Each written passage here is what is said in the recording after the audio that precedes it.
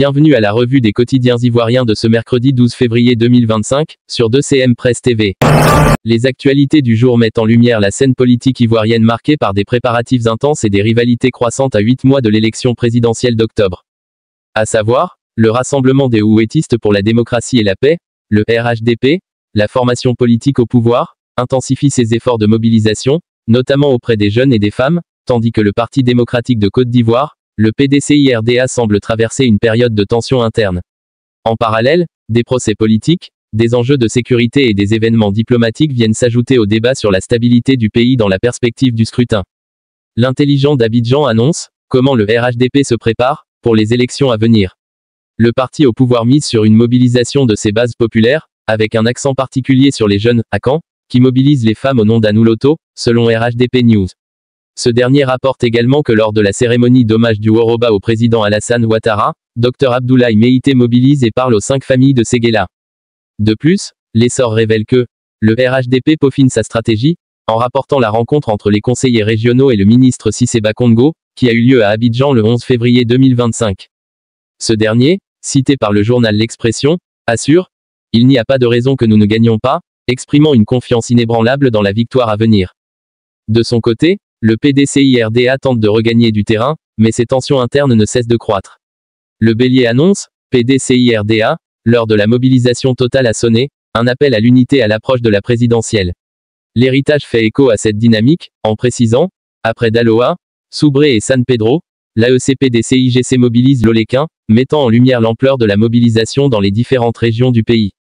Cependant, le climat au sein du PDCI semble être marqué par des incertitudes et des débats internes.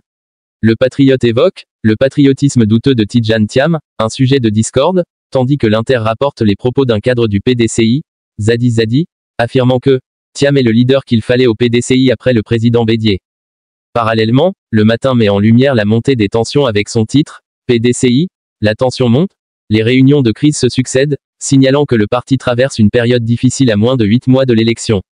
L'opposition se prépare également à affronter le RHDP. Le quotidien d'Abidjan attire l'attention sur les risques liés aux élections, soulignant le danger qui guette la Côte d'Ivoire.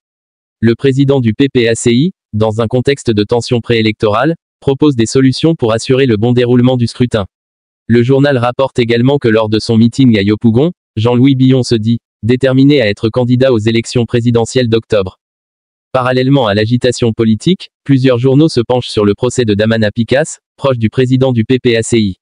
La Voix originale titre en une, grave décision du tribunal ce mercredi 12 février, annonçant 20 ans de prison requis pour Damana Picasse.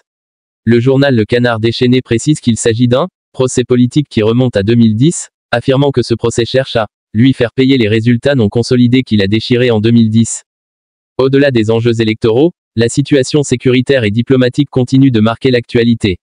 Fraternité Matin, journal pro-gouvernemental se focalise sur le cœur du 43e BIMA, en attendant le départ de l'armée française, précisant que les travaux de réhabilitation du 43e BIMA sont achevés à 75%.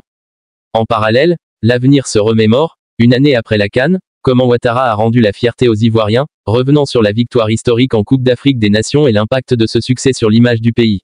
Sur un autre sujet, le journal Le Temps fait écho d'une information citée dans le rapport 2024 de l'ONG Amnesty International, mauvaise gouvernance sous le RHDP, Amnesty International. La corruption omniprésente en Côte d'Ivoire, écrit à sa une le journal Le Temps.